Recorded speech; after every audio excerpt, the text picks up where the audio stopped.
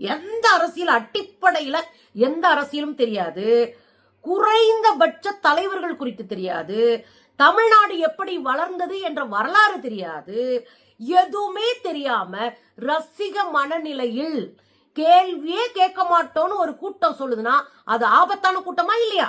ஒரு 41 பேர் செத்ததுக்கு ஒரு நெருக்கடியான சூழல் காரணம்.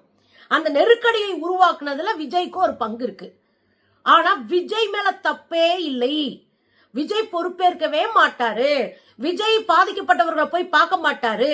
விஜய் பேச மாட்டாரு. அவர் அங்க உள்ள உட்காந்து கூத்தடிச்சிட்டு இருப்பாரு. ஆனா யாரும் கேள்வி கேட்க மாட்டோம்.